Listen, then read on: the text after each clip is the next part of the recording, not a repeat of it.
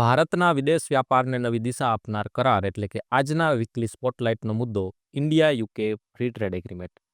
તમામ સ્પર્ધાત્મક પરીક્ષાઓ કે જેમાં કરંટ આવે છે અને ખાસ કરીને જે પરીક્ષાઓમાં મેઇન્સ આવે છે તેમના માટે વીકલી સ્પોટલાઇટ સિરીઝ વરદાનરૂપ સાબિત થશે.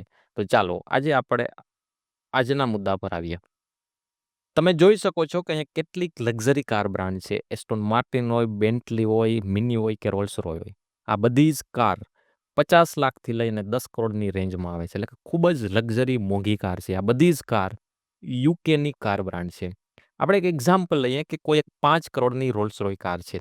એને યુકેમાંથી એક્સપોર્ટ કરીએ છીએ ઇન્ડિયામાં, એટલે કે ઇન્ડિયા આ કારને આયાત કરે છે અને આ કાર જેવી જ ભારતની સરહદમાં એન્ટર થશે, આ 5 કરોડની કાર ઉપર એક ટેક્સ લાગે છે. આયાત કર, ઇમ્પોર્ટ ડ્યુટી. આ ઇમ્પોર્ટ ડ્યુટી, આ ટેક્સ છે, એને ઇન્ટરનેશનલ ટ્રેડની ભાષામાં ટેરિફ કહેવામાં આવે છે. ટેરિફ એટલે શું? જ્યારે કોઈ વસ્તુની આયાત કરીએ છીએ, એ આયાત થતી વસ્તુ ઉપર ટેક્સ લાગુ કરવામાં આવે છે, એમને કહેવાય છે ટેરિફ. અત્યારે આપણે લક્ઝરી કાર ઉપર 100% ટેરિફ વસૂલીએ છીએ. એટલે કે 5 કરોડની કાર ઉપર 5 કરોડનો ટેરિફ વસૂલવામાં આવે છે. એટલે કે 5 કરોડની કાર 10 કરોડમાં મળશે.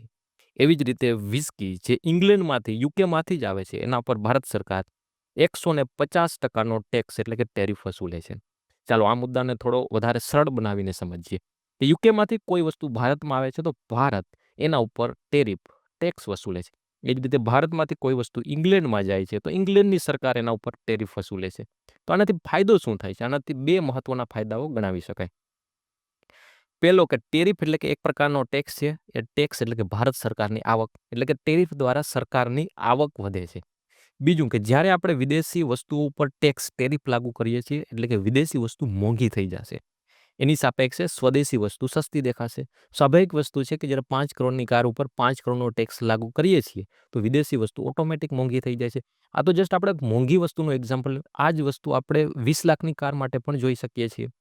એટલે કે આપણે દેશની વસ્તુઓ છે, આપણે દેશની કંપનીઓ છે, સ્વદેશી કંપનીઓ છે, એને વધારે ફાયદો થશે. કેમ કે આપણે વિદેશી વસ્તુઓની જગ્યાએ દેશની વસ્તુઓ ખરીદશું. કેમ? કે થોડી સસ્તી મળે છે. એટલે જ્યારે ચીન, ફોર એક્ઝામ્પલ, કે ચીનમાંથી ઘણી બધી વસ્તુઓ સસ્તી મળે છે, ચીની સસ્તી વસ્તુઓ ઉપર જો ટેરિફ લગાવી દઈએ 100%, 200%, 300%, એટલે 100 રૂપિયાની ચીનની વસ્તુ 300, 400, 500માં મળતી થઈ જશે. એના કારણે આપણે ચીનની વસ્તુ મોંઘી દેખાશે અને એ વસ્તુ આપણે ખરીદશું નહીં. તો ટેરિફ લેવા પાછળનો એક ઉદ્દેશ્ય છે સરકારની આવક, અને ટેરિફ લેવા પાછળનો બીજો અને સૌથી મહત્વનો ઉદ્દેશ્ય છે કે આપણે સ્થાનિક કંપની, સ્થાનિક બજારને સંરક્ષણ આપવું. તો આનાથી આગળ વધી કે આનાથી નુકસાન પણ થાય છે. કયા નુકસાન થાય છે? કે જ્યારે કોઈ વસ્તુ ઇંગ્લેન્ડમાંથી ભારતમાં આવે છે અને ભારત સરકાર ટેરિફ લે છે તો ઇંગ્લેન્ડની વસ્તુ વેચાતી નથી. સેમ વસ્તુ કે ભારતની વસ્તુ ઇંગ્લેન્ડમાં જાય છે, ત્યારે ભારતની વસ્તુ ઇંગ્લેન્ડમાં વેચાતી નથી. તો ઇંગ્લેન્ડ અને યુકે સાથે આવે અને એક એવો કરાર કરે છે કે જ્યારે યુકેમાંથી કોઈ વસ્તુ ભારતમાં આવે છે તેના ઉપર ભારત સરકાર ટેરિફ નહીં વસૂલે. સેમ રીતે ભારતમાંથી કોઈ વસ્તુ ઇંગ્લેન્ડમાં, યુકેમાં જાય છે ત્યારે યુકેની સરકાર એના ઉપર ટેરિફ નહીં વસૂલે. આવી એક ડીલ થઈ, આવો એક કરાર થયો, આવું એક એગ્રીમેન્ટ થયું. આવા એગ્રીમેન્ટને કહેવાય ફ્રી ટ્રેડ એગ્રીમેન્ટ. તો સવાલ એ છે કે ફ્રી ટ્રેડ એગ્રીમેન્ટ કોને કહેવાય? કે બે કે વધારે દેશો સાથે મળી અને પોતાના ટેરિફ છે એ ઘટાડે છે અથવા તો નાબૂદ કરે છે. આવો એગ્રીમેન્ટ છે એને કહેવાય ફ્રી ટ્રેડ એગ્રીમેન્ટ. તો યુકે અને ભારતે આ જે એગ્રીમેન્ટ કર્યો છે એનું ઓફિશિયલ નામ છે ઇન્ડિયા યુકે સેટા, એટલે કે India UK comprehensive economic and trade agreement. તો સવાલ એ છે કે India UK free trade agreement કહેવાય કે ના કહેવાય? તો તમે જનરલ શબ્દોમાં India UK free trade agreement કહી શકો, એમાં કોઈ ખોટું નામ નથી. પરંતુ આનો સ્પેસિફિક નામ, ઓફિશિયલ નામ છે ઇન્ડિયા યુકે સેટા. તો એક શબ્દ છે કોમ્પ્રિહેન્સિવ. કોમ્પ્રિહેન્સિવને ગુજરાતીમાં આપણે કહીએ કે વ્યાપક. તો અહીંયા વ્યાપક શબ્દનો અર્થ શું થાય છે? જે India UK free trade agreement છે એનું સ્પેસિફિક નામ છે કે ઇન્ડિયા યુકે કોમ્પ્રિહેન્સિવ ઇકોનોમિક અને ટ્રેડ એગ્રીમેન્ટ. તો અહીંયા શબ્દ કોમ્પ્રિહેન્સિવ પાછળનો તાત્પર્ય, અર્થ, ઉદ્દેશ્ય શું છે? કેમ કે આજે યુકે અને ભારત વચ્ચે જે ટ્રેડ એગ્રીમેન્ટ થયો છે એ માત્ર ટેરિફ પૂરતો સીમિત નથી. એટલે કે માત્ર ભારત પોતાના ટેરિફ ઘટાડે છે અને યુકે પોતાના ટેરિફ ઘટાડે છે એ મર્યાદિત નથી. ટેરિફ ઘટાડવાની વાત છે, પરંતુ આપણો જે એગ્રીમેન્ટ છે ટેરિફથી આગળની પણ વાત કરે છે કે આપણે એમાં સર્વિસ સેક્ટરને, એમાં રોકાણ, એમાં professional mobility, digital trade, gender equality, શ્રમ કાનૂન, એન્ટી કરપ્શન, એન્વાયરમેન્ટ, આવા તમામ મુદ્દાઓને આપણે કવર કર્યા છે ડીલમાં. આ જે એગ્રીમેન્ટ છે એ 27 ચેપ્ટરમાં છે. આપણે ઘણા બધા મુદ્દાઓને કવર કર્યા છે. એટલા માટે આ જે એગ્રીમેન્ટ છે, આ ડીલ છે, એમાં આપણે કોમ્પ્રિહેન્સિવ ઇકોનોમિક ટ્રેડ એગ્રીમેન્ટ છે એવું આપણે કહીએ છીએ. આ જે ઇન્ડિયા યુકે એગ્રીમેન્ટ છે એ 24 જુલાઈ 2025ના રોજ, એટલે કે હમણાં જુલાઈ મહિનામાં એના પર હસ્તાક્ષર કરવામાં આવ્યા છે. તો આ એગ્રીમેન્ટ હજી લાગુ નથી થયો. બંને દેશોએ હસ્તાક્ષર કરી દીધા છે. પરંતુ જ્યારે બંને દેશોની પાર્લામેન્ટ એટલે કે યુકેની હાઉસ ઓફ કોમન અને હાઉસ ઓફ લોર્ડ ભારતમાં લોકસભા અને રાજ્યસભામાં પાસ થશે ત્યારે અમલમાં આવશે. એટલે કે તમે એવું કહી શકો કે લગભગ 2026માં અમલમાં આવશે. જ્યારે એગ્રીમેન્ટ અમલમાં આવશે ત્યારે ભારતને કયા ફાયદાઓ થશે? આ જે મહત્વની બાબત છે, આના ઉપર મેન્સમાં પણ સવાલ, પ્રિલિમ્સમાં તો ઓબ્વિયસ સવાલ પૂછાવાનો જ છે, પરંતુ આના ઉપરથી મેન્સમાં પણ સવાલ બની શકે કે આનાથી ભારતને શું ફાયદા થશે ને શું નુકસાન જશે ને કઈ રીતે અમલમાં લાવવો, શું સમસ્યાઓ આવી શકે, આવો મેન્સમાં સવાલ બની શકે. તો ભારતને સૌથી મહત્વનો જે ફાયદો થવાનો છે કે ઇંગ્લેન્ડ ટેરિફ ઘટાડે છે. એટલે કે ભારતની વસ્તુ જ્યારે આપણે ઇંગ્લેન્ડમાં મોકલીશું ત્યારે લગભગ 99% વસ્તુઓ ઉપર યુકે દ્વારા ટેરિફ લેવામાં નહીં આવે. 99% વસ્તુ એટલે ઓલમોસ્ટ બધી જ વસ્તુઓ તમે કહી શકો કે ભારતમાંથી જેટલી પણ વસ્તુ ઇંગ્લેન્ડમાં, યુકેમાં આપણે મોકલીશું એ વસ્તુ ઉપર યુકેની સરકાર ટેરિફ લાગુ નહીં પાડે. આમાંથી કેટલાક મહત્વના સેક્ટર જેને ફાયદો થવાનો છે તો તમે ટેક્સટાઇલ ગણી શકો છો, ફૂટવેર ગણી શકો છો, લેધર ઇન્ડસ્ટ્રી ગણી શકો છો, જેમ્સ એન્ડ જ્વેલરી ઇન્ડસ્ટ્રી ગણી શકો છો,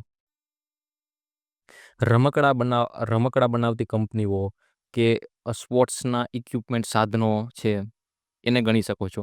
આના સિવાય કેમિકલ ઇન્ડસ્ટ્રી છે, મશીનરી છે, ઇલેક્ટ્રોનિક્સ છે, આ દરેક સેક્ટર છે એને ફાયદો તો થવાનો જ છે. પરંતુ આપણે સ્પેસિફિકલી વાત કરીએ ટેક્સટાઇલ, ફૂટવેર ને લેધર ઇન્ડસ્ટ્રીની, આપણે બાંગ્લાદેશ, ચીન અને વિયેતનામ સાથે કોમ્પિટિટર છીએ કે આ દેશોની અંદર પણ ટેક્સટાઇલ, લેધર, ફૂટવેર ઇન્ડસ્ટ્રી છે ખૂબ જ પ્રોગ્રેસ કરી રહી છે. તો અત્યાર સુધી શું થતું હતું, ઇંગ્લેન્ડની અંદર આપણે બધા જ દેશો, ચીન હોય, બાંગ્લાદેશ હોય, વિયેતનામ હોય, ભારત હોય, આપણે ત્યાં એક્સપોર્ટ કરતા હતા. હવે કોની વસ્તુ કોમ્પિટિશનમાં આગળ નીકળી જતી હતી? જેની વસ્તુ થોડી સસ્તી હોય એની. હવે શું થશે કે ભારતની વસ્તુ ઉપર યુકે દ્વારા ટેક્સ લેવામાં, ટેરિફ લેવામાં નહીં આવે. એટલે કે જો ભારત કોઈ 100 રૂપિયાનું ચપ્પલ ઇંગ્લેન્ડમાં મોકલશે તો ઇંગ્લેન્ડની બજારમાં 100 રૂપિયામાં જ વેચાશે, કેમ કે એના ઉપર કોઈ એક્સ્ટ્રા ટેક્સ, ટેરિફ લેવામાં નહીં આવે. જ્યારે ચીન, બાંગ્લાદેશ અને વિયેતનામની 100 રૂપિયાની વસ્તુ ઇંગ્લેન્ડમાં મોકલે છે તેમાં 10, 20, 15 અલગ-અલગ રેન્જમાં જે ટેરિફ, જે ટેક્સ હશે એ લેવામાં આવશે. એના કારણે ચીન, બાંગ્લાદેશ, વિયેતનામની વસ્તુ થોડી મોંઘી મળશે, ભારતની વસ્તુ થોડી સસ્તી દેખાશે. એટલે કે ભારતની વસ્તુઓ છે એને કોમ્પિટિટિવ એજ મળશે, વધારે સ્પર્ધાત્મક દેખાશે. એટલે કે ઇન્ટરનેશનલ માર્કેટમાં જ્યારે આપણા દેશની વસ્તુઓ થોડી સસ્તી મળતી હોય એના કારણે વધારે વેચાણ થતું. એના માટે એક શબ્દ યુઝ કરવામાં આવે છે કે એક્સપોર્ટ કોમ્પિટિટિવનેસ, વ્યાપારમાં સ્પર્ધાત્મકતા. એટલે કે ભારતને વ્યાપારમાં સ્પર્ધાત્મકતા મળશે જ્યારે અન્ય દેશો ને કોમ્પિટિટિવ એજ નહીં મળે. તો આના કારણે, ટેરિફ ઘટાડાના કારણે ભારતની વસ્તુઓ વૈશ્વિક વ્યાપારમાં સ્પર્ધાત્મક બનશે. એટલે કે આપણી વસ્તુઓનું વેચાણ ઇન્ટરનેશનલ માર્કેટમાં, ખાસ કરીને યુકેમાં વધારે થશે. એના કારણે આપણા દેશનો એક્સપોર્ટ, નિકાસ વધશે. એટલે કે પાટણના પટોળા પહેલાં 10 યુકેમાં વેચાતા હતા, હવે 100 વેચાશે અને વધારે પટોળા બનાવવા માટે વધારે લોકોને રોજગારી મળશે. એ ખાસ કરીને ટેક્સટાઇલ, ફૂટવેર, લેધર ઇન્ડસ્ટ્રી સાથે મહિલાઓ જોડાયેલી છે. એટલે કે અહીંયા મહિલા સશક્તિકરણનો મુદ્દો પણ જોડાયેલો છે. એટલે કે ટેરિફ ઘટાડવાથી આ દરેક મુદ્દાઓ, આ દરેક ફાયદાઓ ભારતના અર્થતંત્રને થશે. બીજો મહત્વનો મુદ્દો છે કે ઇંગ્લેન્ડનું જે સર્વિસ સેક્ટર છે લગભગ $700 બિલિયન છે. ને તમે એવું ગણી શકો કે ભારતનું સૌથી મહત્વનું સેક્ટર કયું છે તો સર્વિસ સેક્ટર છે. ભારતની જીડીપીમાં 55%નો હિસ્સો સર્વિસ સેક્ટર આપે છે. ને આપણે આઈટી ઇન્ડસ્ટ્રી છે, વિશ્વમાં સૌથી પ્રખ્યાત આઈટી ઇન્ડસ્ટ્રી છે.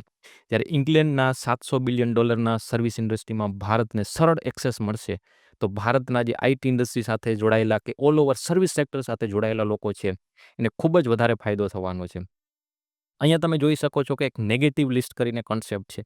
એટલે કે ઇંગ્લેન્ડની કઈ સર્વિસની અંદર ભારતને સરળ એક્સેસ મળશે? તો ઇંગ્લેન્ડની દરેક સર્વિસ સેક્ટરની અંદર, દરેક સર્વિસની અંદર ભારતને સરળ એક્સેસ મળશે, સિવાય કે એક લિસ્ટની અંદર લખેલી સર્વિસ હશે. ફોર એક્ઝામ્પલ કે કોઈ એવી સિક્યુરિટી પર્પઝ માટેની સેન્સિટિવ મુદ્દાઓ હોય છે એમાં ભારતની એક્સેસને નહીં મળે.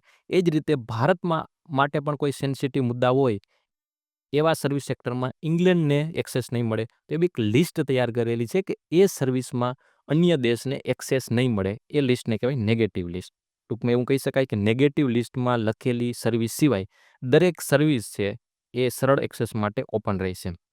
તો અહીંયા એક મહત્વનો મુદ્દો છે જે ભારત માટે ખૂબ જ ભારતના કર્મચારીઓ લગભગ 75,000 કર્મચારીઓ જે યુકેમાં કામ કરે છે એનો ફાયદો થશે. એ છે ડબલ કોન્ટ્રીબ્યુશન કન્વેન્શન. આ શું છે? આ સમજવા માટે આપણે એક એક્ઝામ્પલ લઈએ કે ભારતનો કોઈ એક કર્મચારી છે એ ભારતમાં જ જોબ કરે છે પરંતુ ટેમ્પરરી 1-2 વર્ષ માટે યુકેમાં જોબ કરે છે. ત્યાં યુકેમાં એમને કોઈ સેલરી મળે છે. આ સેલરીમાંથી અમુક કન્ટ્રીબ્યુશન એને ભારતમાં કરવું પડશે. આ કયું કન્ટ્રીબ્યુશન કરે છે? તમે સાંભળેલું હશે કે કોઈ વ્યક્તિનો પગાર સેલરી 1 લાખ હશે તો એવું કહેશે સેલરી તો 1 લાખ છે પરંતુ હાથમાં 80,000 આવે છે. આનો અર્થ શું? બાકીના 20,000 જાય છે ક્યાં? કેમ કે બાકીના 20,000 છે અલગ અલગ જગ્યાએ એની કપાત થાય છે. એમાંથી એક કપાત થાય છે પીએફની અંદર, નેશનલ પેન્શન સ્કીમની અંદર. હવે એની જગ્યાએ યુનિફાઈડ પેન્શન સ્કીમ આવી ગઈ.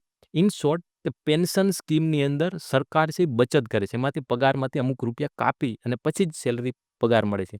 હવે કર્મચારી એ પ્રાઇવેટ સેક્ટરમાં હોય કે ગવર્મેન્ટ સેક્ટરમાં હોય, બધાના પગારમાંથી અમુક કપાત થાય છે ને જે રિટાયર્ડ પછી પેન્શનના રૂપમાં મળે છે. આને કહેવાય સોશિયલ સિક્યુરિટી. ન માત્ર ભારત પરંતુ વિશ્વના તમામ દેશોમાં આવી કોઈ પ્રકારની સોશિયલ સિક્યુરિટી સ્કીમ ચાલતી હોય છે. અત્યાર સુધી ભારતની અંદર કોઈ વ્યક્તિ જોબ કરે છે તો ભારતમાં એનું એ પગારમાંથી કપાય છે અને પછી એને પેન્શન મળશે. ઇટ્સ ઓકે, બરોબર છે, એમાં કોઈ પ્રોબ્લેમ નથી. પરંતુ જ્યારે વ્યક્તિ ભારતમાં નોકરી કરે છે ટેમ્પરરી પિરિયડ માટે ઇંગ્લેન્ડમાં જાય છે તો ત્યાં મળતી સેલરીમાંથી ભારતની અંદર પણ કપાશે અને આ સેલરીમાંથી ઇંગ્લેન્ડના સોશિયલ સિક્યુરિટીમાં પણ કન્ટ્રીબ્યુશન કરવાનું થશે. હવે આ વ્યક્તિની સેલરીમાંથી 2 જગ્યાએ કોન્ટ્રીબ્યુશન કરવું પડે છે. ભારતમાં પણ કરે છે અને ઇંગ્લેન્ડમાં પણ કરે છે. હવે આ 2 જગ્યાએ કન્ટ્રીબ્યુશન કરવું પડે છે તો આ કરાર દ્વારા 2 જગ્યાએ કોન્ટ્રીબ્યુશન કરવાની બાધ્યતાને દૂર કરી દે. એટલે કે હવે કોઈ વ્યક્તિ 3 વર્ષ સુધી જો ઇંગ્લેન્ડમાં નોકરી કરવા જશે તો એમને ઇંગ્લેન્ડના સોશિયલ સિક્યુરિટીમાં કોન્ટ્રીબ્યુશન કરવાની જરૂર નથી અને માત્ર ભારતમાં જ કરવાની જરૂર છે. તો આનાથી લગભગ 75,000 કર્મચારીઓને ફાયદો થશે ને એમાંથી લગભગ 20% સેલરીની બચત થશે ને એક અંદાજ પ્રમાણે આ રીતે 4,000 કરોડની બચત થશે. તો એક ખૂબ જ મહત્વની વસ્તુ છે જે ભારતના પ્રોફેશનલ્સ ઇંગ્લેન્ડમાં જોબ કરે છે એના માટે. પછી મહત્વનો છે મુદ્દો છે પ્રોફેશનલ મોબિલિટી.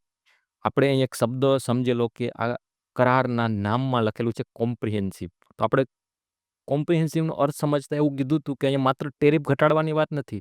અહીંયા ઇંગ્લેન્ડમાંથી ભારતમાં રોકાણ આવે, ભારતમાંથી ઇંગ્લેન્ડમાં રોકાણ જાય છે. એટલે કે વસ્તુની અવર-જવરની વાત હોય, સર્વિસની અવર-જવરની વાત હોય છે, રૂપિયાની અવર-જવરની વાત હોય એટલે કે ઇન્વેસ્ટમેન્ટની વાત હોય કે પછી માણસોની અવર-જવરની વાત હોય, એને પણ આપણે વધારે સરળ બનાવવા માટે કામ કરીએ છીએ. પ્રોફેશનલ મોબિલિટીનો અર્થ એ જ થાય છે કે ઇંગ્લેન્ડમાંથી ભારતમાં કામ કરવામાં આવતા લોકો ને ભારતમાંથી યુકેમાં કામ કરવા જતા લોકો છે એને સરળ એક્સેસ, એને કોઈ પ્રોફેશનલ મોબિલિટી, કામ કરવા માટે અવર-જવર થાય છે એને વધારે સરળ બનાવવાની છે. તો ફોર એક્ઝામ્પલ કે ભારતના કેટલાક કર્મચારીઓ છે અને યુકેમાં કામ કરવા માટે જવું છે તો વિઝાની પ્રોસેસ જેટલી અઘરી હશે એટલું જ આપણે કામ કરવું યુકેમાં થોડું અઘરું બની જશે. તો વિઝાની પ્રોસેસને વધારે સરળ બનાવવામાં આવી છે જેનાથી સરળતાથી ભારતીયો યુકેમાં કામ કરી શકે. તો પ્રોફેશનલ મોબિલિટી માટે એક કામ કરવામાં આવ્યું છે કે વિઝા પ્રક્રિયા વધારે સરળ બનાવવામાં આવી છે.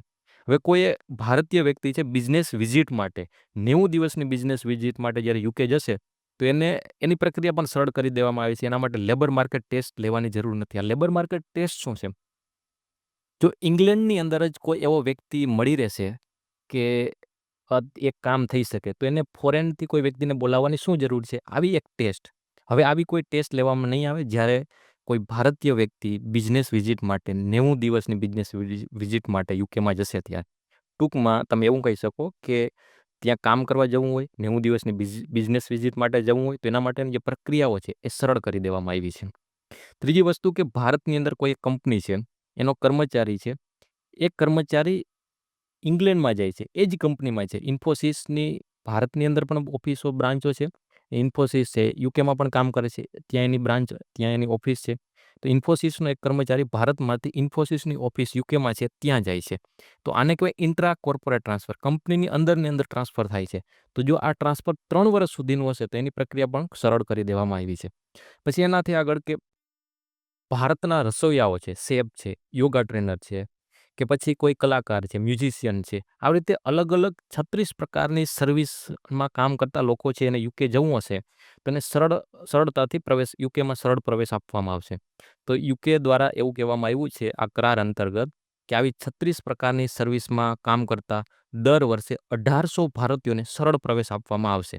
એટલે કે લાંબી માથાકૂટ વિઝા માટેની પ્રક્રિયાઓને ખૂબ જ સરળ કરી દેવામાં આવશે. આ બધા મુદ્દાઓ તમે જો કે વિઝા માટેની પ્રક્રિયા સરળ, business visit, intra corporate transfer હોય કે રસોઈયા, યોગ શિક્ષક, આ બધા જેટલા લગભગ 1800 ભારતીયોને સરળ પ્રવેશ આપવામાં આવશે. તો આનાથી પ્રોફેશનલ મોબિલિટી એટલે કે યુકેમાં કામ કરવા જે લોકો જાય છે એને સરળ પ્રવેશ આપવા માટેની આ બધી જ પ્રક્રિયાઓ કરવામાં આવી છે. હવે કોઈ વ્યક્તિ ભારતમાં સીએ બને છે, કોઈ વ્યક્તિ ભારતમાં ડોક્ટર બને છે, કોઈ વ્યક્તિ ભારતમાં આર્કિટેક્ટ બને છે, એની પાસે ડિગ્રી, ભારતમાં લીધેલી ડિગ્રી હોય. હવે જે યુકેમાં જશે તો એ ડિગ્રીઓ અત્યાર સુધી તરત માન્ય ગણવામાં ન આવતી. ત્યાં કોઈ એક્ઝામ આપવી પડે, ત્યાંથી કંઈક અલગ બીજી ડિગ્રી લેવી પડે, ત્યાં થોડું ભણવું પડે. પછી ત્યાં યુકેની માર્કેટમાં તમને જોબ મળતી હતી. હવે શું થશે કે ભારતની કેટલીક જે ડિગ્રીઓ છે એ ડિગ્રીઓને યુકે સરકાર એક્સેપ્ટ કરી લેશે, માન્ય ગણશે કે કોઈ વ્યક્તિ અહીંયા ભારતમાં સીએ બનેલ છે અને એ વ્યક્તિ યુકેમાં જશે તો ત્યાં પણ સીએની ડિગ્રી માન્ય ગણવામાં આવશે. એટલે કે એને સરળતાથી ત્યાં કામ મળી જશે, સરળતાથી ત્યાં એમને પ્રેક્ટિસ કરવાનું પણ મળી જશે. એટલે કે આવક સીધી જ મળી જશે ને કોઈ ભણવા માટે અલગથી ડિગ્રી લેવાની હવે જરૂર નથી. તો કેટલાક મહત્વના મુદ્દાઓ છે કે ભારતને આ એગ્રીમેન્ટથી કયા ફાયદા થવાના છે. હવે આપણે જોઈએ કે આ એગ્રીમેન્ટથી યુકેને કયા ફાયદા થાય છે. યુકેને પણ સેમ ફાયદો થવાનો છે કે આપણે ભારતની વસ્તુઓ યુકેમાં જાય છે તો લગભગ 99% વસ્તુઓ છે એના પરનો ટેરિફ દૂર કરી દીધો છે. એ રીતે ઇંગ્લેન્ડમાં એટલે કે યુકેમાંથી કોઈ વસ્તુ ભારતમાં આવે છે તો ભારત સરકારે પણ 90% વસ્તુઓ ઉપરનો ટેરિફ દૂર કરી દીધો છે. એટલે કે અહીંયા યાદ રાખજો, જ્યારે ભારતની વસ્તુ યુકેમાં જાય છે તો યુકેની સરકારે 99% ભારતીય વસ્તુ ઉપર ટેરિફ દૂર કર્યો છે. જ્યારે યુકેમાંથી ભારતમાં વસ્તુ આવે છે ત્યારે ભારત સરકારે 90% વસ્તુ ઉપરનો ટેરિફ દૂર કર્યો છે. એટલે કે યુકે વધારે વસ્તુ ઉપરનો ટેરિફ હટાવે છે જ્યારે ભારત સરકારે ઓછી વસ્તુઓ ઉપરનો ટેરિફ હટાવ્યો છે. હવે જો આપણે જોવું કે યુકેમાંથી ભારતની અંદર જે વસ્તુઓ આવે છે, યુકેમાંથી જે વસ્તુઓ ભારતમાં આવે છે અત્યારે એનો એવરેજ ટેરિફ 15% છે ને હવે ઘટીને 3% થઈ જવાનો છે. આ શું કહેવા માંગે છે? અત્યારે લક્ઝરી કાર ઉપર આપણે 100% ટેરિફ વસૂલીએ છીએ, વિસ્કી પર 150% ટેરિફ વસૂલીએ છીએ. એ જ રીતે અલગ-અલગ વસ્તુ પર આપણે અલગ-અલગ રેન્જમાં ટેરિફ વસૂલી કરીએ છીએ. પરંતુ આપણે જો એક સરેરાશ ટેરિફ જોઈએ તો અત્યારે યુકેની વસ્તુ ઉપર ભારત સરકાર 15% એવરેજ ટેરિફ વસૂલે છે. હવે આ ટ્રેડ એગ્રીમેન્ટ પછી આપણે કેટલીક વસ્તુઓ પરનો ટેરિફ ઘટાડીને 0 કરી દેશું અને કેટલીક વસ્તુઓ પરનો ટેરિફ થોડો ઘટાડીશું. એટલે અમુકમાં ઘટશે અને અમુકમાં 0 થઈ જશે. તો એવરેજ ટેરિફ હવે 3% થઈ જશે. તો જે આ યુકે માટે ફાયદાની વાત છે. પરંતુ ધ્યાન રાખો, આપણે જે સેન્સિટિવ વસ્તુઓ જેમ કે ડેરી ઇન્ડસ્ટ્રી છે, એપલ છે, ઓટ્સ છે, એડિબલ ઓઇલ છે એટલે ખાદ્ય તેલ છે, આ બધી વસ્તુઓ પરનો આપણે ટેરિફ નહીં ઘટાડીએ. તો એ પર્સન્ટેજમાં જો 90% લખેલા છે. એટલે કે આપણે 90% વસ્તુઓ ઉપરનો ટેરિફ ઘટાડીશું, પરંતુ 10% વસ્તુઓ જે આપણા ખેડૂતો છે, આપણી અહીંની ઇન્ડસ્ટ્રીઓ છે, એના સંરક્ષણ આપવા માટે એવી 10% વસ્તુઓને આપણે બાદ રાખી દીધી છે કે જેના ઉપરનો આપણે ટેરિફ ઘટાડવાના નથી. બીજો મહત્વનો મુદ્દો છે ઓટોમોબાઈલ સેક્ટર. આપણે શરૂઆતમાં જ જેની વાત કરેલી કે જે ઓટોમોબાઈલ ઇન્ડસ્ટ્રી છે, ખાસ કરીને લક્ઝરી કાર છે, એના ઉપરનો અત્યારે આપણે ટેક્સ 100% છે. આ ટેક્સ ઘટાડીને 10% કરી દેવાનો છે. જો આપણે અચાનક 100% ટેક્સ ઘટાડીને 10% કરી દઈએ તો ભારતની અંદર લક્ઝરી કાર છે જે 50 લાખમાં આવતી હતી એ 25 લાખમાં આવશે. તો ખૂબ જ મોટા પ્રમાણની અંદર કારનો ઇમ્પોર્ટ થશે કેમ કે કાર ઘણી બધી સસ્તી થઈ જશે. એટલા માટે આપણે કારને જે સસ્તી કરવાની છે એમાં 2 મહત્વના મુદ્દાઓ છે એને ધ્યાન રાખવાના છે.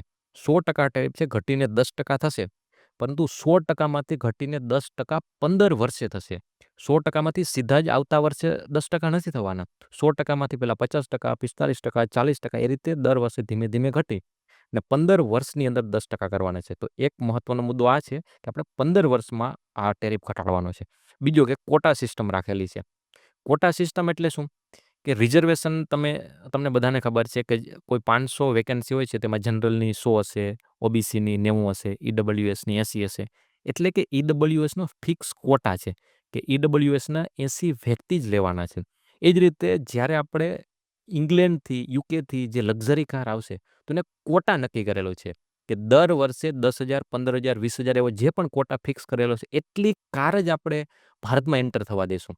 ફોર એક્ઝામ્પલ કે આપણે જોઈએ કે ક્વોટા સિસ્ટમ મુજબ 2026માં આપણે જસ્ટ એક હાઇપોથેટિકલ એક્ઝામ્પલ લઈએ છીએ કે જો 2026માં આ એગ્રીમેન્ટ અમલમાં આવશે તો 2026માં 20,000 કારની આપણે એન્ટ્રી આપીશું. પછી દર વર્ષે વધતા જશે અને એના 5 વર્ષ પછી 37,000 અને પછી ધીમે ધીમે ઘટતા જશે. કે એગ્રીમેન્ટ 2026માં લાગુ થશે તેના 15 વર્ષ પછી આપણે 15 વર્ષ પછી ગણો તો આપણે દર વર્ષે 15,000 કાર 2043માં 15,000 પછી 15,000 પછી 15,000 પછી 15,000 પછી 15,000 વાળું સ્ટેગ્નેટ થઈ જશે. એટલે કે શરૂઆતમાં આપણે જેટલી કારની એન્ટ્રી આપીશું પછી દર વર્ષે થોડી વધારે કારની એન્ટ્રી આપીશું પછી 5 વર્ષ પછી એક પીક પર આવીશું અને પછી દર વર્ષે કારની એન્ટ્રીની સંખ્યા ઘટાડતા જશું. આવું કેમ કરીએ છીએ? કોટા સિસ્ટમ ના હોય તો આપણે મોટા પ્રમાણમાં વિદેશી જે લક્ઝરી કાર છે એ આવશે અને આપણી ભારતની જે ઇન્ડસ્ટ્રી છે કંપની ઓટોમોબાઈલ સેક્ટર છે એને થોડો ધક્કો વાગશે. એટલા માટે આપણે કોટા સિસ્ટમ રાખી છે. તો ઓટોમોબાઈલ સેક્ટરની અંદર આપણે ટેરિફ ઘટાડવાના છીએ. તો વસ્તુ યાદ રાખશો કે 15 વર્ષમાં ઘટાડવાના છીએ અને કોટા સિસ્ટમ લાગુ થયેલી રહેશે. બીજો મહત્વનો મુદ્દો છે કે આલ્કોહોલ, કે અત્યારે આપણે આલ્કોહોલ છે એના ઉપરનો જે ટેરિફ છે 150% છે ઘટી ને આ ટેરિફ ફ્રી ટ્રેડ એગ્રીમેન્ટ લાગુ થયાની સાથે જ 75% થઈ જશે અને પછીના 10 વર્ષમાં 75% પણ ઘટાડી અને આપણે 40% સુધી લાવવાના છીએ. તો ઇંગ્લેન્ડનું કહેવું એમ છે કે તમે બસ ટેરિફ ઘટાડો, હમ ભારત દારૂ કી નદિયાં બહા દેંગે. આગળ છે કે અત્યાર સુધી આપણે ભારત સરકારે એવું પહેલી વખત કોઈ ફ્રી ટ્રેડ એગ્રીમેન્ટમાં કર્યું છે કે સરકારને કોઈ ઓફિસમાં સ્ટેશનરીની જરૂર હોય ત્યાંથી માંડી રોડ રસ્તાઓ બનાવવા હોય કે પછી ટેન્ક ખરીદવાની હોય, આ બધા જ પ્રાઇવેટ સેક્ટર પાસેથી કામ કરાવે છે. એટલે કે પ્રાઇવેટ સેક્ટરમાંથી ખરીદી કરે છે. ગાંધીનગરમાં G20ની મિટિંગ હોય તો ગાંધીનગરને શણગારવાનું હોય તો ગાંધીનગરને શણગારવા વાળો વ્યક્તિ છે એ પણ એક કોઈ કોન્ટ્રાક્ટર જ હોય છે. એટલે કે જીએમસી છે કોઈ કોન્ટ્રાક્ટરને કોન્ટ્રાક્ટ આપે છે કે 2 દિવસ 3 દિવસ માટે ગાંધીનગરને શણગારવાનું છે. ઇન શોર્ટ કે એક ઓફિસમાં સ્ટેશનરીથી માંડી કલેક્ટરને ફરવા માટે ઇનોવા ક્રિસ્ટા કાર આ પણ કોન્ટ્રાક્ટ કોઈ કાર કંપનીને જ આપેલો છે. એટલે કે ઓફિસની પેન્સિલથી માંડી અને આપણે ટેન્ક ખરીદવાની ત્યાં સુધી ઘણી બધી વસ્તુઓ ભારત સરકાર દર વર્ષે ખરીદે છે. અને આ ભારત સરકાર દર વર્ષે વસ્તુ ખરીદે છે એનું માર્કેટ લગભગ $600 બિલિયન છે. તો આ જે કોન્ટ્રાક્ટ છે એમાં વિદેશી કંપનીઓ ભાગ નહોતી લઈ શકતી. પરંતુ આપણે આ ફ્રી ટ્રેડ એગ્રીમેન્ટ અંતર્ગત યુકેની કંપનીઓને આ આ કોન્ટ્રાક્ટ છે, આ બિડિંગ પ્રોસેસ છે, હરાજી છે એમાં આપણે ભાગ લેવા માટેની મંજૂરી આપી છે. આવું પહેલી વખત ભારત કરી રહી છે કોઈ ફ્રી ટ્રેડ એગ્રીમેન્ટમાં. તો આપણે આ ફ્રી ટ્રેડ એગ્રીમેન્ટ છે 16મો ફ્રી ટ્રેડ એગ્રીમેન્ટ છે. આના પહેલાં પણ આપણે ઓસ્ટ્રેલિયા છે, શ્રીલંકા છે એવા 15 દેશો સાથે ફ્રી ટ્રેડ એગ્રીમેન્ટ કરેલા છે. તો આગળના ફ્રી ટ્રેડ એગ્રીમેન્ટ કરતાં ભારત અને યુકેનો ફ્રી ટ્રેડ એગ્રીમેન્ટ છે કઈ રીતે અલગ છે? તો એ ખૂબ જ મહત્વનો છે કેમ કે આ ફ્રી ટ્રેડ એગ્રીમેન્ટ છે એક લેન્ડમાર્ક છે. આપણે નજીકના ભવિષ્યમાં ઘણા બધા વિકસિત દેશો સાથે ફ્રી ટ્રેડ એગ્રીમેન્ટ કરવાના છીએ. અત્યારે ન્યૂઝીલેન્ડ સાથે ચર્ચા ચાલી રહી છે. યુએસએ સાથે પણ નજીકના ભવિષ્યમાં ફ્રી ટ્રેડ એગ્રીમેન્ટ કરીશું. યુરોપના બીજા દેશો સાથે ફ્રી ટ્રેડ એગ્રીમેન્ટ, EU સાથે ફ્રી ટ્રેડ એગ્રીમેન્ટ કરવાનો છે. એટલે કે આપણે જ્યારે ભવિષ્યમાં નવા ફ્રી ટ્રેડ એગ્રીમેન્ટ કરીશું એના માટે એક બેન્ચમાર્ક બનશે, એના માટેની બ્લુ પ્રિન્ટ છે. કેમ કે આગળના ફ્રી ટ્રેડ એગ્રીમેન્ટ કરતાં આ ફ્રી ટ્રેડ એગ્રીમેન્ટ અનેક રીતે અલગ છે. તો પરીક્ષામાં આ સવાલ પૂછી શકે કે India UK free trade agreement છે તેના આગળના ફ્રી ટ્રેડ એગ્રીમેન્ટ કરતાં કેવી રીતે અલગ છે? અને આ ફ્રી ટ્રેડ એગ્રીમેન્ટ છે એ ભારતના વિદેશ વ્યાપારમાં કઈ રીતે એક નવી નીતિનું નિર્માણ કરી રહી છે? તો આ ફ્રી ટ્રેડ એગ્રીમેન્ટ છે એમાં ઘણા બધા નવા વિષયો આપણે એડ કર્યા છે કે ડિજિટલ ટ્રેડની વાત હોય, શ્રમિકો કાનૂનની વાત હોય, એન્ટી કરપ્શનની વાત હોય, તો નવા વિષય, નવા મુદ્દાને એડ કર્યા છે. અહીંયા માત્ર ટેરિફ ઘટાડવા પૂરતા સીમિત નથી. આપણે 27 ચેપ્ટરના ઘણા બધા વ્યાપક મુદ્દાઓને કવર કર્યા છે. બીજું કે લિંગ સમાનતા. આપણે આ 27 ચેપ્ટરમાં એક ડેડિકેટેડ ચેપ્ટર આપેલું છે કે લિંગ સમાનતા. એટલે કે મહિલાઓના હકની વાત કરી, મહિલાઓ ઉદ્યોગ સાહસિકતાની વાત કરી છે કે ભારતની તમામ મહિલાઓ છે એ આર્થિક માર્કેટમાં, રોજગાર બજારમાં આવે છે. ઇકોનોમિક પાર્ટિસિપેશન, આર્થિક ભાગીદારી વધે એના માટે પણ આપણે કામ કરવાનું છે. તો આ ફ્રી ટ્રેડ એગ્રીમેન્ટ છે એ માત્ર ટેરિફ વ્યાપારથી આગળ વધી સામાજિક સુરક્ષા, સામાજિક સમાવેશન, આર્થિક વિકાસ દરેક પર્સ્પેક્ટિવને કવર કરે છે. તો લિંગ સમાનતા એક મહત્વનો મુદ્દો છે.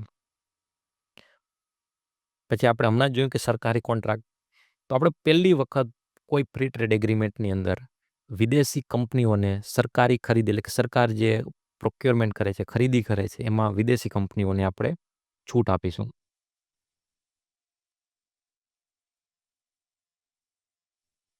સંરક્ષણવાદથી આધુનિકતાવાદ તરફ આ ખૂબ જ મહત્વનો મુદ્દો છે, સમજવા જેવો મુદ્દો છે. જો વિદેશી કાર છે એના ઉપર, વિદેશી જે લક્ઝરી કાર છે એના ઉપર આપણે 100% ટેરિફ લાગુ કરીએ છીએ. વિદેશી આલ્કોહોલ છે એના ઉપર આપણે 150% ટેરિફ લાગુ કરીએ છીએ. આ ટેરિફ પાછળના આપણા બે ઉદ્દેશ્ય છે. એક તો સરકારને આવક પણ આવે છે, અને બીજું કે આની દેશી ઇન્ડસ્ટ્રી છે, ભારતની કંપનીઓ છે, એ કંપનીઓને બચાવવાનું પણ કામ કરે છે, એટલે કે સંરક્ષણ આપે છે. પ્રોટેક્શનિઝમ, જેને પ્રોટેક્શનિઝમ કહેવાય, સંરક્ષણવાદ કહેવાય છે. સંરક્ષણવાદ એટલે કે દરેક દેશ છે એ પોતાના દેશની કંપનીઓને બચાવે છે, સંરક્ષણ આપે છે. તો સંરક્ષણવાદવાળી વિચારધારાથી આપણે આગળ નીકળી રહ્યા છીએ. હવે આપણે ઉદાર બની રહ્યા છીએ. તો અહીંયા આપણે શિફ્ટ શું જોવા મળે છે? આપણે અહીં બદલાવ એ જોવા મળે છે કે અત્યાર સુધી આપણે જે સંરક્ષણવાદી વિચારધારા હતી વિદેશ વ્યાપારમાં, ત્યાંથી આગળ વધીને આપણે ઉદાર, આધુનિક બની રહ્યા છીએ. હવે આપણે એવું માનીએ છીએ કે આપણે ટેરિફ દ્વારા આવક વધારવી અને ટેરિફ દ્વારા આપણે દેશની કંપનીઓને સંરક્ષણ આપવું, એ એક જૂનો વિચાર છે. પરંતુ આપણે વિદેશી કંપનીઓ, વિદેશી વસ્તુને ભારતમાં એન્ટ્રી આપીએ, એનાથી ભારતનો આર્થિક વિકાસ થાય, લોકોનો વિકાસ થાય, એ વિચારધારા તરફ આગળ વધી રહ્યા છીએ. એટલે સરકારની આવક થાય ને સ્થાનિક ઉદ્યોગોને સંરક્ષણ આપવું, આ જૂની વિચારધારામાંથી આપણે આગળ વધી રહ્યા છીએ. તો આ ફ્રી ટ્રેડ એગ્રીમેન્ટ છે, અન્ય ફ્રી ટ્રેડ એગ્રીમેન્ટ કરતાં કઈ રીતે અલગ પડે છે? તો આ 4 મહત્વના મુદ્દાઓ છે, ખાસ ધ્યાન રાખજો. એ જ વસ્તુને આપણે વિસ્તારથી અહીંયા લખેલું છે. સમસ્યા શું છે? સમસ્યા એ છે કે કોઈ યુકેની કંપની છે, કોઈ પણ કંપની છે એની પાસે પેટન્ટ હશે, કોઈ નવી વસ્તુ બનાવેલી હશે, કોઈ મેડિસિન, કોઈ વેક્સિન, કંઈ પણ બનાવેલું છે. જ્યારે એ કંપની ભારતમાં કામ કરવા આવશે, તો ભારત સરકાર કોઈ પણ સંજોગોમાં કમ્પલ્સરી લાઇસન્સિંગ નહીં કરી શકે. કમ્પલ્સરી લાઇસન્સિંગ શું છે? ફોર એક્ઝામ્પલ કે કોરોના વખતે કોઈ એક કંપની છે વેક્સિન બનાવે છે. આ વેક્સિન છે દરરોજ 1,00,000નું જ પ્રોડક્શન થાય છે, અને દરરોજ ભારતમાં તો કરોડો વેક્સિનની જરૂર હોય છે. એટલે કે કંપની છે એ સપ્લાય પૂરી નથી કરી શકતી, કેમ કે એમની પાસે પ્રોડક્શન પ્રોસેસ નાની, પ્રોડક્શન યુનિટ બહુ નાનું છે. તો આવા સંજોગોમાં કે જ્યારે કંપની છે પૂરતા પ્રમાણમાં સપ્લાય નથી કરી રહી, એવા સંજોગોમાં ભારત સરકાર છે એ કંપનીને પૂછ્યા વગર એની જે પેટન્ટ છે એ બીજી કંપનીને આપશે ને એવું કહેશે કે તમે પણ પ્રોડક્શન કરો. હવે આને કહેવાય કમ્પલ્સરી લાઇસન્સિંગ. સરકારને ક્યારેક ઇમરજન્સીમાં કે કોઈ પણ એવી સિચ્યુએશનમાં જ્યારે જરૂર પડે કે સમાજના હિતમાં સરકાર કમ્પલ્સરી લાઇસન્સિંગ કરી શકે. એટલે કે જે કંપનીની પેટન્ટ છે એના સિવાય બીજી કંપનીને પ્રોડક્શન માટેની સરકાર પરવાનગી આપશે. પરંતુ આ કમ્પલ્સરી લાઇસન્સિંગ આપણે યુકેની કંપનીઓ પાસે નહીં કરી શકીએ. તો આ એક ઇસ્યુ છે કે આપણે કમ્પલ્સરી લાઇસન્સિંગવાળા મુદ્દામાં આપણે વાટાઘાટો ના કરી શક્યા. બીજો એક મહત્વનો મુદ્દો છે કે આ ભારતની અંદર કોઈ કંપનીઓ છે અથવા વિદેશોના કોઈ પણ દેશોમાં કોઈ કંપની છે, એ કંઈ પણ પ્રોડક્શન કરે છે. તમે એક્ઝામ્પલ લો, એલ્યુમિનિયમ છે, સ્ટીલ છે કે સિમેન્ટ છે. આ પ્રોડક્શન દરમિયાન ઘણો બધો કાર્બન ડાયોક્સાઇડનું પ્રદૂષણ થાય છે. એટલે ઇંગ્લેન્ડ, યુરોપના દેશોનું કહેવું એમ છે કે આપણે આ પ્રદૂષણ થાય છે, અને પ્રદૂષણો થતી એવું કોઈ પણ વસ્તુનું પ્રોડક્શન કે જેમાં ખૂબ જ વધારે CO2નું પ્રદૂષણ થયું છે, એવી વસ્તુ જ્યારે યુરોપની અંદર, અત્યારે આપણે વાત કરી છે યુકેની, આમ તો યુરોપના બધા દેશો લાગુ કરવાના છે, પરંતુ આપણે જે ફ્રી ટ્રેડ એગ્રીમેન્ટ યુકે સાથે થયેલો છે, તો આપણે યુકેની વાત કરીએ.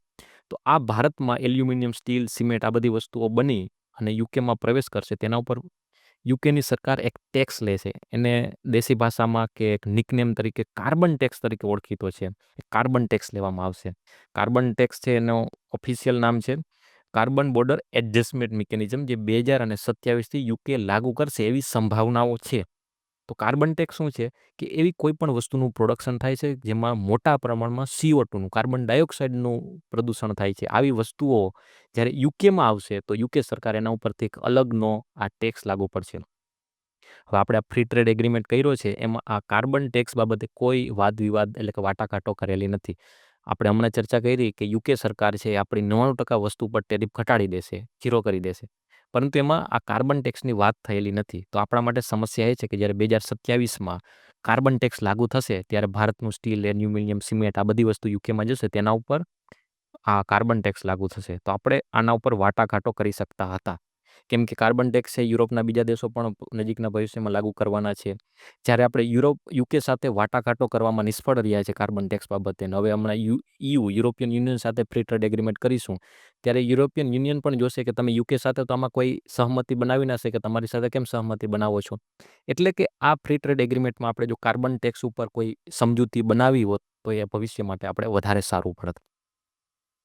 તો આજે આપણે વીકલી સ્પોટલાઇટનો પ્રથમ ઇસ્યુ હતો, પ્રથમ વિડીયો હતો. હવે દર અઠવાડિયે, દર સોમવારે આપણે આવો એક વિડીયો આવશે જે અઠવાડિયા દરમિયાન મહત્વનો ટોપિક હોય છે એને આપણે વિસ્તારથી ચર્ચા કરીશું.